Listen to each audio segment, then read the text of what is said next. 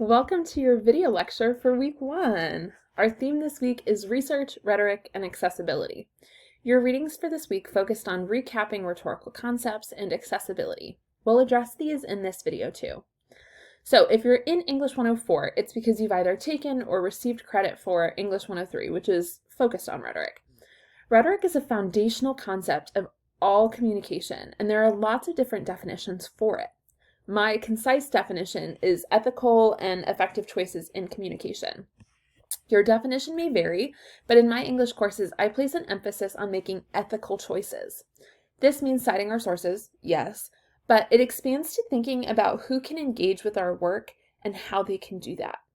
Our research is inherently rhetorical. When we research, we're making decisions about what to look at, how to look at it, and what to do with the information that we find. In order to make sure that our knowledge is shared as widely as it can be, we want to engage in effective rhetorical practices, so that way our audience views us as credible and they can understand what we're talking about. Part of making sure that our audience can understand what we're talking about is making sure that our work is accessible. There are lots of definitions for accessibility, similar to the concept of rhetoric. Merriam-Webster defines accessibility as capable of being reached, used, seen, understood, or appreciated. See Right Here, a blog about writing and accessibility, defines it as the practice of making information, activities, and/or environments sensible, meaningful, and usable for as many people as possible.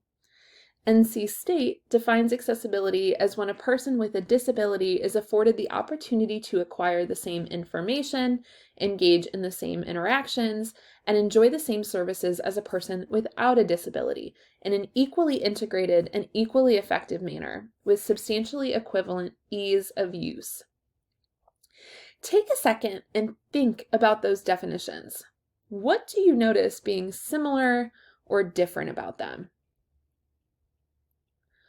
Oftentimes, people think of accessibility as inherently tied to disability, like we can see in the NC State definition. Making our work accessible to people with disabilities is crucial, which is why you had a video this week to learn about alt text and captions. Accessibility is a practice that's good for those with disabilities, but it also has a number of benefits for people who don't have disabilities. Think about it. Have you ever used an elevator? An elevator makes the upper floors of buildings accessible for people who use wheelchairs, walkers, crutches, or even just have bad knees. However, an elevator can also be useful for people who are running late, carrying lots of things, pushing a stroller, or just generally would prefer to ride instead of walk up the stairs. An elevator is an example of something accessible that serves folks with disabilities, but also has benefits for able-bodied people. Another example is thinking about whether or not you like to put captions on when you watch a movie or TV. I'm a big fan of this, even though I don't have a disability. Having captions on helps me pay better attention to whatever it is I'm watching. When my neighbors decide to blast music while I'm watching a show, having the captions on helps me to still understand what's being said, even if I can't hear it. The captions are also helpful for people with processing disorders, learning disabilities, or for those who are deaf and/or hard of hearing. Now, with something like alt text, you might be wondering how that can benefit people who don't use screen readers, since the primary purpose of alt text is to be read aloud for people with visual impairments. To that, I bring the question back to rhetorical choices in our research. Why wouldn't we want to make our work as accessible as we can for as many people as we can? If you've done the work to research and find out information, that information should get into as many hands as possible. By refusing to make something accessible, you are intentionally choosing to leave out a whole portion of the population.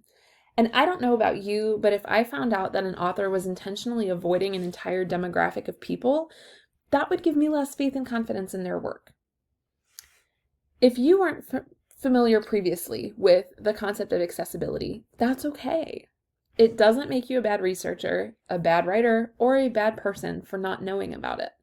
This is a place to learn and expand our understanding. There's no shame in learning something you didn't know before. Now, though, you've learned about different lived experiences that people have, and you understand a little bit of what you can do to make your work more accessible through something like alt text. Accessibility in presenting your research goes beyond something like alt text, though. Think about the things that make work easier to read. Headings, tables of contents, clickable links, highlightable text, etc. These things help make texts accessible for screen readers. These things also help us, people without disabilities, to understand how a work is structured. And then we can skip to different parts of the text and we can copy and paste sections of the writing into our notes or our papers with citations. A paywall is another thing that can stand in the way of making research accessible, specifically not tied to any kind of disability. Think about how many times you've seen a really interesting headline, tried to read it, and then got stuck because there was a paywall.